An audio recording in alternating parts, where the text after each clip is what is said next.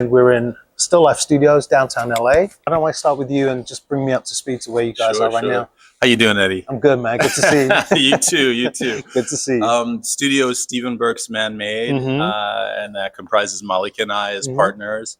And we have a number of consultants around the world that we collaborate with. You know, I've been doing this for a long time, a couple decades. Yeah. Your first rodeo. Yeah, and our work is principally as industrial designers, operating across industry, the arts, and then our work with communities. The studio called Stephen Burks Man-Made was really about, for me, an acknowledgement of identity, acknowledging that I happen to be the first African-American to make some noise in this kind of international world of contemporary design. And as such, I had to kind of acknowledge that I'm coming from a different culture and I'm coming from a different place. And in many ways, you know, we talk about this idea of design being a Western concept. And my interest quickly spun to the rest of the world, right? Like if design is quote unquote coming from Europe and is acknowledged as such, then you know, what is happening in the rest of the world, right? And how is that happening? So early in my career, I started to travel and connect to communities around the world, working as a product development consultant for nonprofits like Aid to Artisans, Artisanias de Colombia, Design Network Africa, and I found myself, I don't know, on something like 5-6 continents, in over 10 countries, working with hundreds of different artisan groups. So Senegal, Rwanda, Kenya, Ghana, India, Mexico, Colombia, Indonesia, the Philippines, all over Europe.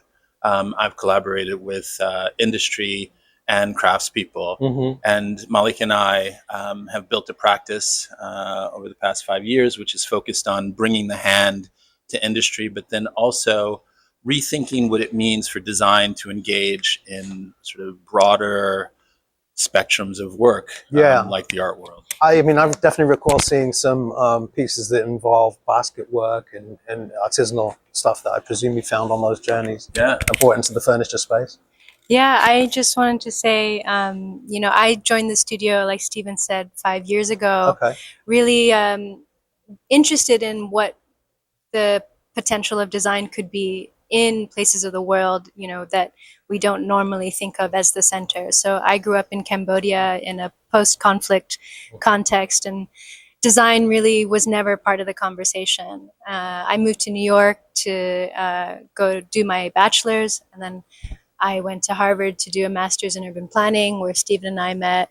And there, and seeing Stephen's practice, really thinking about what is the social side of design? How can design unlock opportunities beyond, let's say, you know, a conversation about aesthetics or form, but really thinking about economic transformation and how cultures can bring their traditions into the future. So we've been collaborating really around that area and expanding our way of working, you know, as Stephen said, into art practice. We have our commercial practice that's kind of always running in the background, but in the last 2 or 3 years, we've kind of transitioned into artists, trying to think about what it means to be a beginner again. And that's how we find ourselves here in LA working in ceramics. I'd love to talk a little bit about that interdisciplinary piece. Sure. Because I think it'd be really informative to just, you know, talk about the 3 sectors, essentially, you know, from product to pure design to pure art. Yeah. I mean, it's funny to talk about oneself as wearing multiple hats, right? This idea of being a multi-hyphenate, I think, is very popular today. Trendy even. But as Malika mentioned, when we met at Harvard, I was coming there to do the Loeb Fellowship and think about what my next chapter was in this quote unquote design world, because I was a little bit frustrated with the limited amount of interest that I thought design should be getting, and design that was seeking kind of broader context to operate. You know, I And guess so- design, like in that sense, has a kind of inbuilt set of parameters, and the idea that it's supposed to be produced at some scale, so you don't have this. Sure. You have a kind of, you work with the editing process that's outside of your own practice. Yeah. Is that would that be accurate? Yeah, I mean, we try not to foreground this idea of wearing multiple hats. We try to talk about the design as having a different process. Right. And the design process, maybe a good analogy that I like to use is that design is, if art is a box left open, design is a box that's closed. And so meaning as designers, we have an iterative design process that leads to the specification of design down to the micron. You don't want to enter industry or an industrial process without trying to produce something, without knowing exactly what you're going to get at the other end. And that's what I meant by the kind of editing process, that you have to deliver a finished. So when Malika talks about our commercial work, she means, our work with industry, producing industrially made products by manufacturers that are mass distributed. And so that work is really what needs to be defined down to the micron. People are investing huge resources, energy, time, labor, et cetera, into making those products. And so we need to know what we're going to get. And part of that, I think, is because these products in some way are functional, right? So you're dealing with chairs or lighting or a table, right? There are certain outcomes that need to be defined. Actually, all outcomes need to really be defined. But, moving into a more artistic way of thinking or way of practice really has been about, I guess, trying to open up the possibility for abstraction. Yeah, trying to open up that box. Right. So if art is a box open, it's open to the imagination, right? It's not defined. The artist's mind doesn't enter into the process trying to know exactly what they're going to make, right? The box is left open to the imagination of the viewer, therefore creating space for engagement and activation, in a sense, right? Across all kinds of emotional, functional, technical, spiritual realms, right? And so this is where the poetry, I think, of life comes from, through the art that's created and through that box left open. Do you have something to add? Well, I'm just thinking about, we were just in Senegal doing an artist residency at the Joseph and Annie Albers Foundation. We spent 10 days living in this incredible, spectacular community center, which is also an artist studio designed rural context by Toshiko Mori in Scythian, in a village 8 hours outside of Dakar. Where we were exploring our artistic practice, thinking about, in my case, thinking about the natural landscape and the natural architecture of termite mounds, which are the largest non-man-made structures in the world. And they're also bioclimatic structures that have been studied worldwide for their ability to maintain a constant temperature in harsh climates. But I bring that up just to say that this is an example of a non-human intelligence that's fascinating for us because it's not mediated. We don't really know how these forms are made, and yet there's something so artistic and sculptural about them, and abstract about them, that for us really created a fascination around them that I think we try and capture in our work, of not wanting to reveal too much of how it's made. That's very much design, right? I think that's really fascinating. The legibility design. Sorry, I know, I was going to say, I think that's really fascinating because, again, that is this organic artistic process that's actually extremely practical. As you said, it's got, the climate management, heat management, and so on and so forth, and the structures that are there for, eggs and such, and food and such. So I kind of find that really an interesting parallel between your work, this idea of finding some kind of linkage between form and function.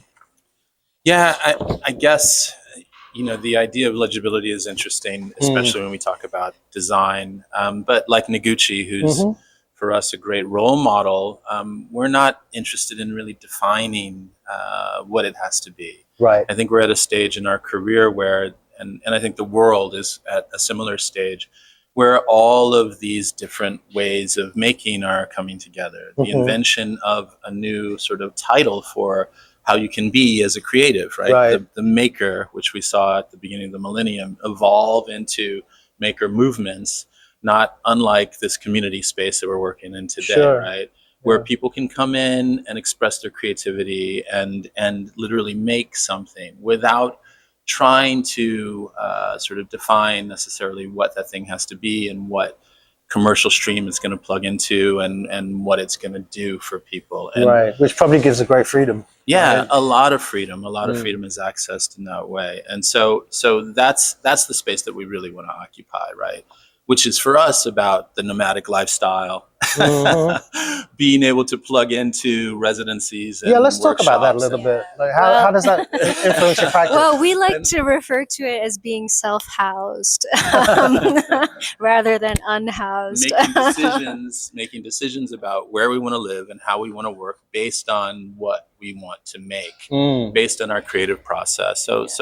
So following a thread that is undefined, right? And not knowing necessarily where we're going to be in 6 months, but knowing that there's this body of work that we're interested in, or there's this community that we'd like to engage, or there's this factory that has these processes that we can build upon. Or there's this material like like clay that we're really curious about and we want to learn and build our skills and skill set in so that we can create new forms or new artistic outcomes. I think it's really about getting our hands closer to the act of making, and wherever that happens to be. Right. And we define that as a workshop-based practice. Okay, and the workshop can be wherever you find it, based on whether you're looking for medium, influence, whatever. Yeah.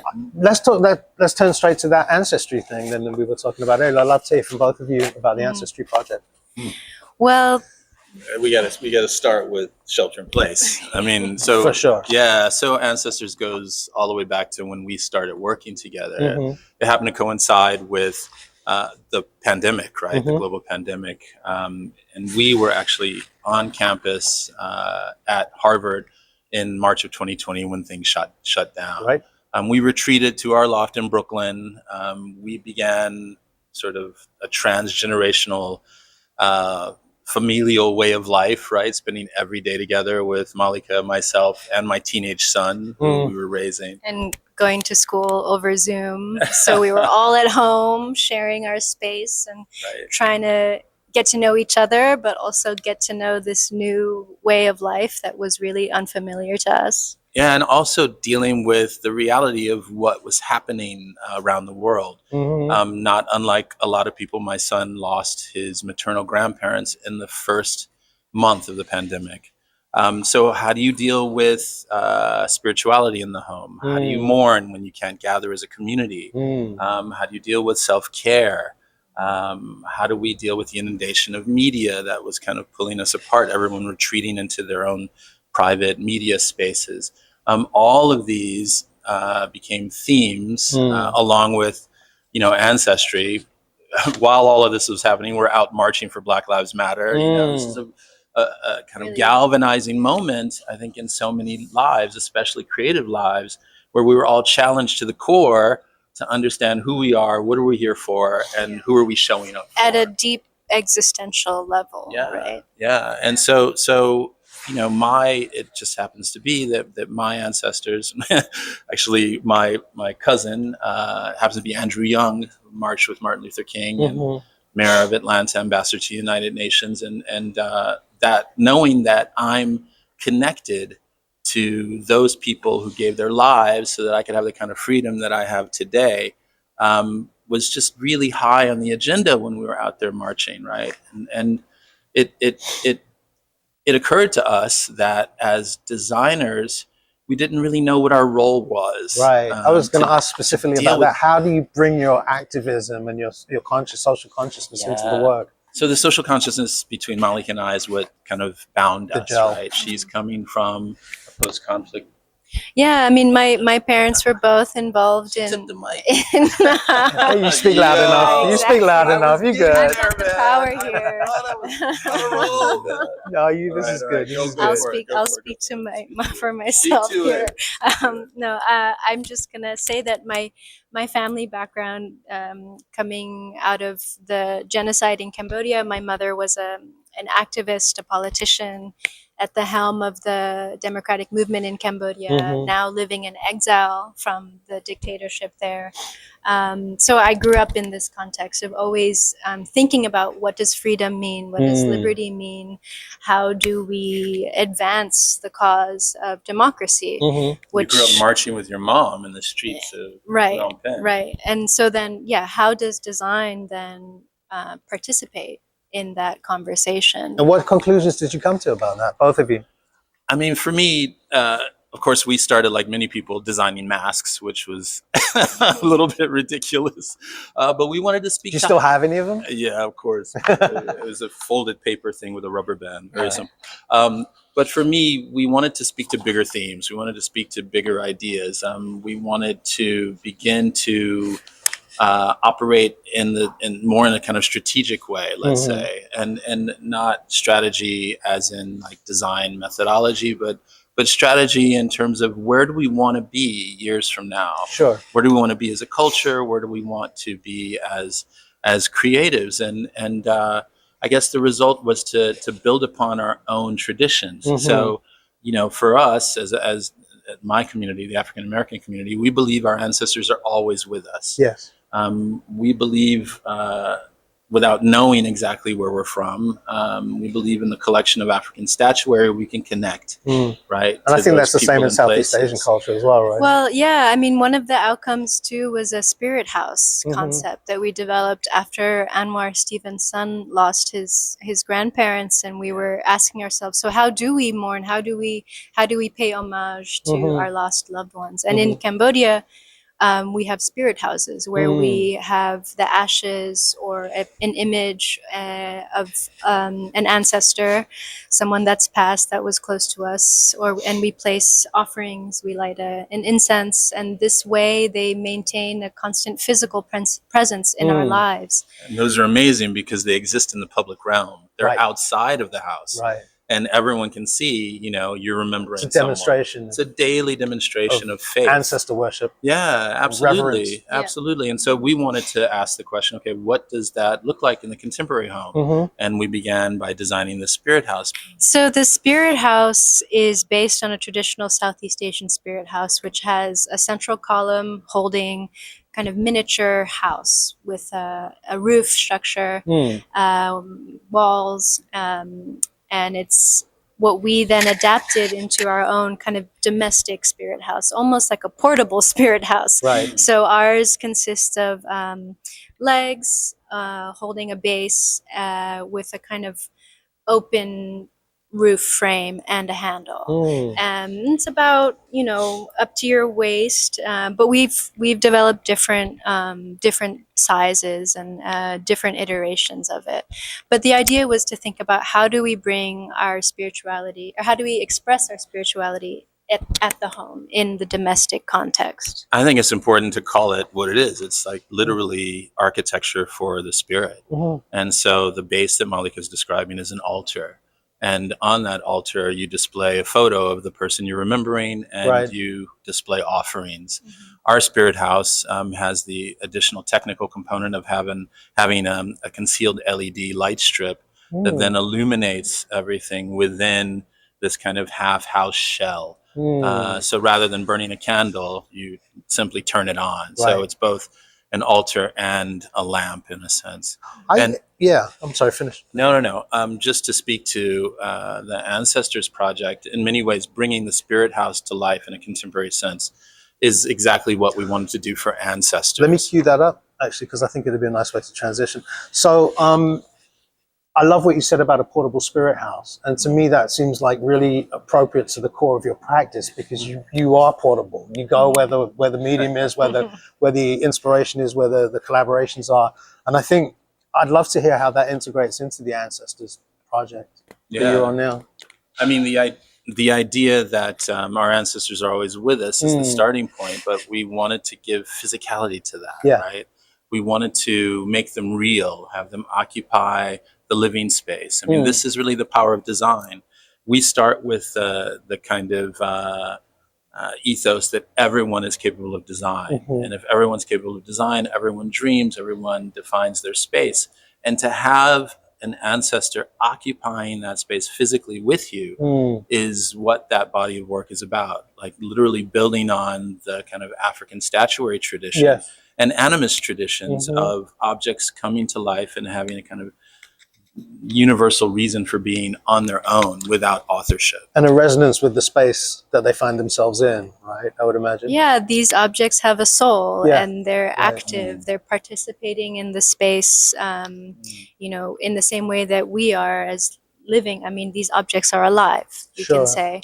And I would also add that ancestry really, you know, we think about it more expansively to include, you know, artistic movements that have been influential, and designers like Stephen mentioned Isamu Noguchi, that have really defined our approach to creativity. And so we wanted to think about the ancestors in a way of like giving homage to all of that history that has shaped us, all of the past that we feel that we need to bring forward into our present, into the future. And then ultimately it comes down to how do we give form to these things? I mean, we're cosmopolitan people. We're people of the world, right? And so we're not just channeling our own genetic ancestry. Malika's Cambodian, I'm African American, but we're also speaking to modernism. We're also speaking to all of the traditions that have shaped us as creatives. And we're allowing these things to be whatever they want to be. So we're stepping away from the idea of authorship and engaging AI to build a series of sketches that are derived from our original content. So we make models, which are kind of like study models. We photograph those, and then we combine those. We have combined those literally with portraiture of the people that we'd like to recognize, including bell hooks, including Malcolm X. And then we've combined those with products that we've designed. And so we're feeding in all of these inputs, and we're allowing this sort of, I don't know, contemporary animist tradition to happen, to develop an object that is somehow beyond our imagination. The spirits are alive through this. Yeah, I mean, we found it's a very unexpected method, I would say, this AI component of what we're doing in the Ancestors Project. But I think what was interesting for us, and this connects back to the termite mound, was what is the non-human intelligence that kind of operates outside of our own control that we can feed into this process. So AI became this, I mean, we're using a very simple script, like Stephen said, that blends together different inputs that we're controlling, inputs of our work and inputs of the work or the images that we want to include in it. And it's without our like real hand controlling it in a non-hierarchical way, it's creating this output that then we have to interpret. So it's almost like a divination process is how we're, it is. And it's, we don't want to tread lightly on the idea of ancestry. We don't want to tread lightly on the use of AI, because we understand that these are complex, very new issues kind of coming together. And I think what's important to us is that translation, right? That interpretation. We're using clay. Okay, what is it saying? What are you making and why? And most ceramicists are just making something in order to demonstrate their facility with the material, because it's a medium that is so fluid and can allow us to kind of make whatever we want in a sense. And also it's a medium that has always crossed that boundary between art and design. It's always almost like a fulcrum between art and design. That for us, allows these things to come to life and then allows us to kind of sculpt them. Yeah, because clay is often used as the interstitial part of a design process. That's right. Malika, yeah. would you say that thing again about it's almost like a divination process? I think I spoke over you, so I'm just gonna...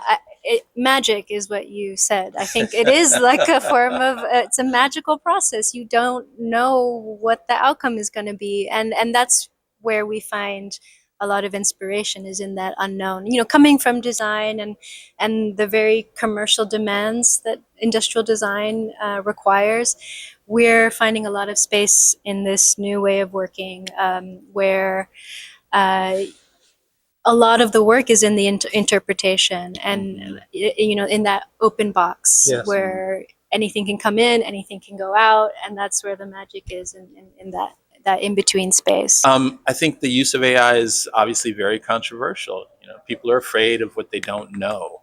And for us, we're speaking about this a lot because it's so important that we get more diverse voices into the dialogue, into the discussion.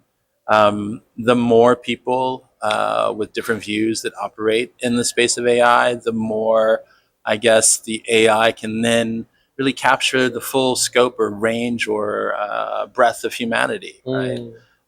Right now, you have so few people operating in that space that they're defining what AI can be. But our interest is to bring a new perspective to that and to allow it to be as free as any other tool that man can make. Another form of divination. Yeah. Right?